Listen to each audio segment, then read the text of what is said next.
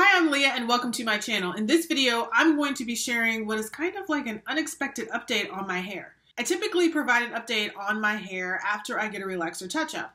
Now, I'm still a few weeks away from getting one done, but I thought I would share an update on my hair goals, any changes that I've been making to my hair care, and what's next, especially because some things have changed because of COVID-19. As a quick recap for those of you who might not have watched the video where I shared my hair goals for 2020, I have two of them. One of them is to get my hair back to its healthiest state because I had protein overload over the last year and it caused some damage to my hair. The other goal that I have for my hair this year is to finalize my hair regimen, and that kind of plays into the first goal where having a finalized hair regimen that I'm following will help get my hair healthy again. So where am I with my goals? Let's start actually with goal number 2, which is finalizing my hair regimen, because I know that's one of the things you guys have been waiting for a while.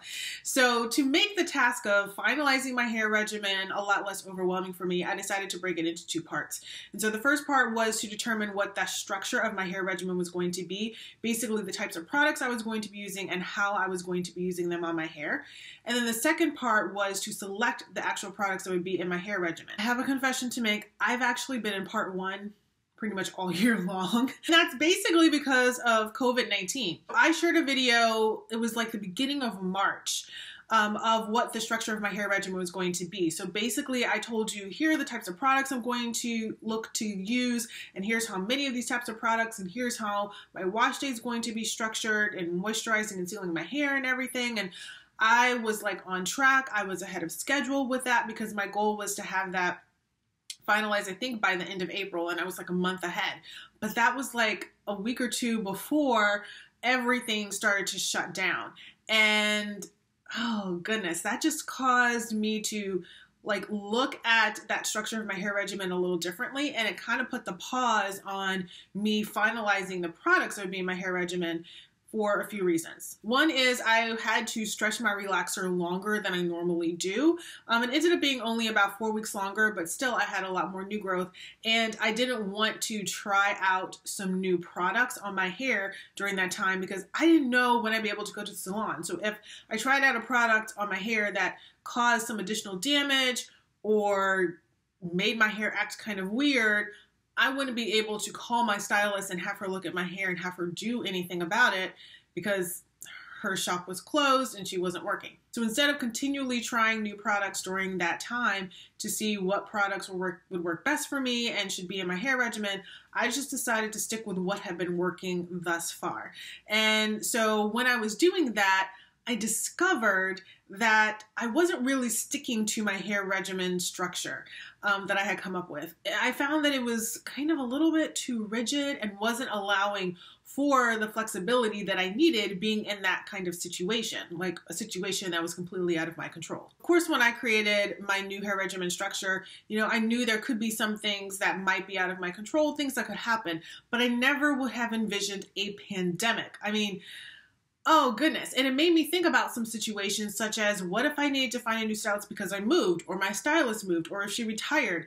Finding a stylist could take a while and could require me to stretch longer than I normally would. So I realized that even though I had been thinking about, some things that might be out of my control, I hadn't really thought about like the extreme situations. And so I needed to be prepared to be able to change things up in my hair regimen if needed. And the current structure that I had was too rigid and wouldn't allow for that. So I decided to make a few tweaks to my hair regimen structure. And if you'd like to see what the original one was, I will put some links down in the description box for you below to the video and the blog post that I did that outlined what that previous structure was.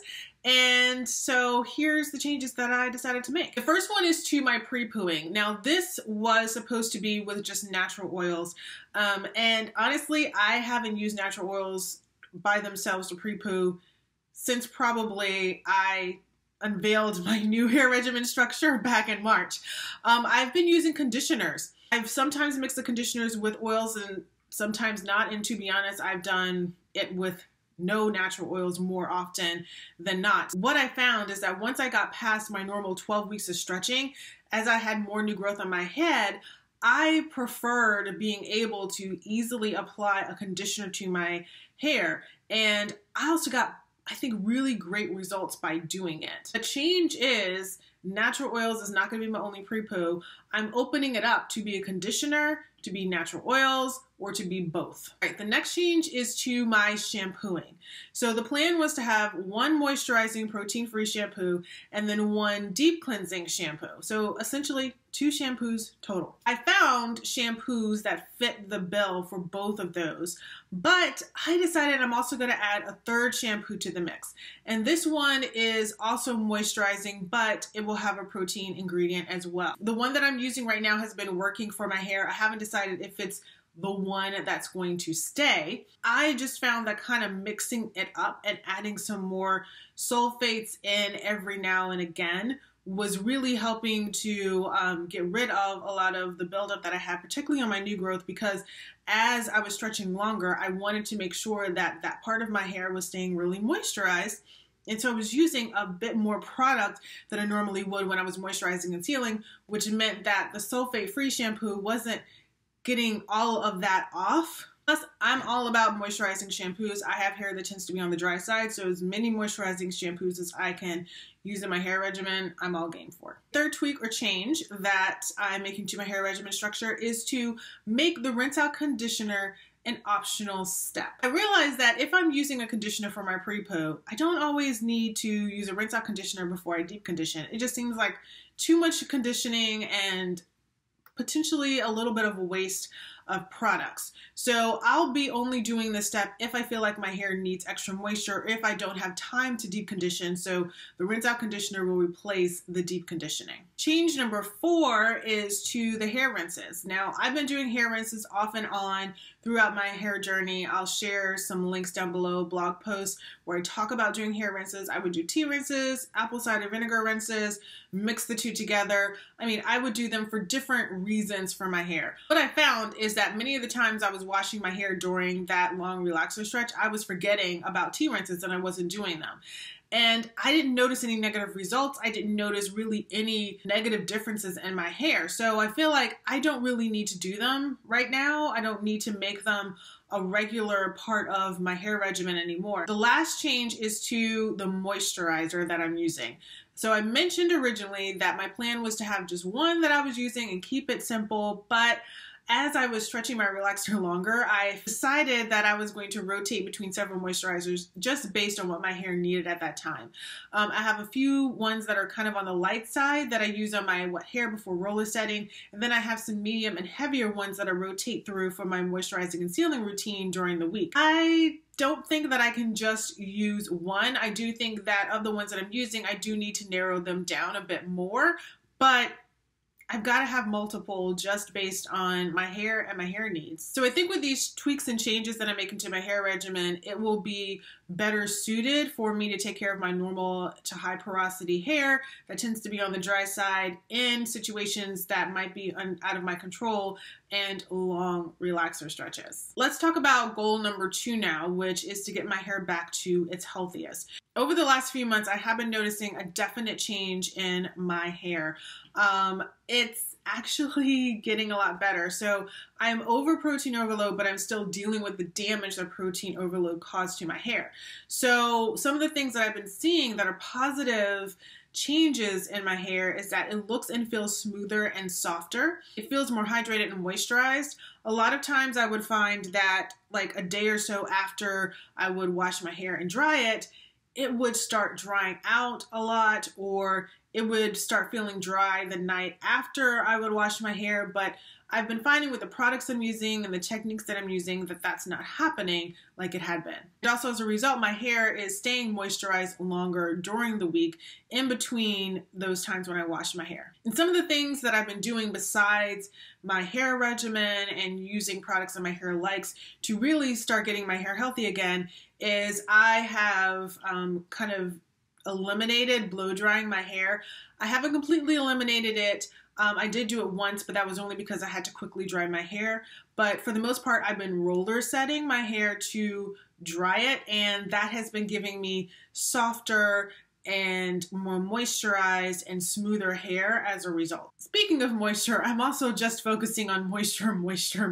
Like, I am using moisturizing products. I am using very few protein products. And when I am, I'm being very strategic about when and where I'm using them. I am moisturizing and sealing all the time. I am doing things like baggying my ends on a regular basis so that I'm keeping and putting moisture into my strands. And I've also been doing a few things to address my split ends that I've had. I've been doing things such as dusting my split ends, cutting them off, and using hair pieces as well to cover my ends up when I'm wearing buns and to be able to have pretty ponytails. So this is like the first time in a while I'm actually wearing my hair out like I am. Typically it's been tucked up into a bun and then I have a hair piece on. So you guys are actually getting to see my hair today. So what's next when it comes to taking care of my relaxed hair and continuing to meet my goals? So I'm going to continue doing everything that I mentioned above since it's been working so well. I'm going to continue with the hair regimen that I currently have. As of the recording of this video, it's been about, I think, 9 weeks since my relaxer touch-up, and so I'm going to be getting my next touch-up at 13 weeks post, so in about 4 weeks or so, about a month. My typical length of time between relaxer touch-ups is usually about 12 weeks. The last one was 16 weeks because of salon closures.